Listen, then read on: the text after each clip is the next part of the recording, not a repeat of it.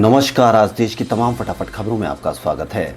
Railway से 7 राज्य सरकारों ने कुल 63 श्रमिक स्पेशल ट्रेनों की मांग की है, जिनमें अधिकतम 32 ट्रेनें केरल से रवाना होगी और 23 ट्रेनों का गंतव्य पश्चिम बंगाल होगा।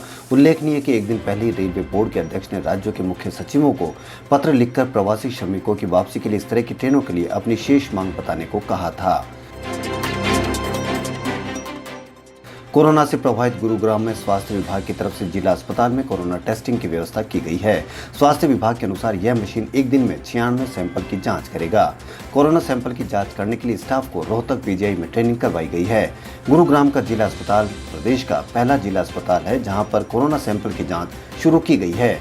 इससे पहले कोरोना सैंपल जाँच के लिए पीजीआई रोहतक भेजा जाता था। नेशनल सेंटर फॉर सिस्मोलॉजी के निदेशक वी.के. बंसल ने कहा कि दिल्ली एनसीआर में हाल ही में आए भूकंप के चलते घबराने की जरूरत नहीं है, लेकिन तैयारी और एहतियात कदम उठाना जरूरी है। गृह मंत्रालय के एक बयान के अनुसार बंसल ने बुधवार को राष्ट्रीय आपदा प्रबंधन प्राधिकरण द्वारा आयोजित एक बैठक में कहा कि दिल्ली के भूकंप के इतिहास को देखते हुए दिल्ली एनसीआर में मामूली भूकंप के झटके असामान्य नहीं है। तमिलनाडु में शराब बिक्री के मामले को लेकर सुप्रीम कोर्ट में सुनवाई हुई है। सुप्रीम कोर्ट ने राज्य सरकार को शराब बेचने के तरीकों को ऑनलाइन या खुली बिक्री के माध्यम से शराब बेचने की अनुमति दे दी है। साथ ही कोर्ट ने कहा कि अदालत के लिए विषय नहीं है कि शराब कैसे बेची जा सकती है, ये राज्य सरकारों को तय करना है। सुप्रीम कोर्ट ने दलील को स्वीकार करते हुए कहा कि केवल ऑनलाइन और घरेलू सेवाओं के माध्यम से शराब बेचने का निर्देश नहीं दिया जा सकता है। सुप्रीम कोर्ट ने कहा कि राज्य को नियम बनाने की अनुमति दी जा सकती है। भारत के दक्षिण राज्य तमिलनाडु में राज्य सरकार ने प्रदेश की सैकड़ों जगहों का नाम अंग्रेजी से बदलकर तमिल भाषा में कर दिए हैं। इस तमिल भाषी राज्य की सरकार का कहना है कि यह शहरों और गांवों के अंग्रेजी नामों की स्पेलिंग बदलकर उन्हें तमिल उच्चारण जैसा बनाने की कोशिश है। लंबे समय से माना जाता रहा है कि तमिलनाडु के शहरों और गाँवों के नाम और के उच्चारण और अंग्रेजी में उन नामों की स्पेलिंग में मेल नहीं है। अंग्रेजी में इन शहरों और गाँवों के नामों का इस्तेमाल भारत में ब्रितानी औपनिवेशिक काल से होता रहा है।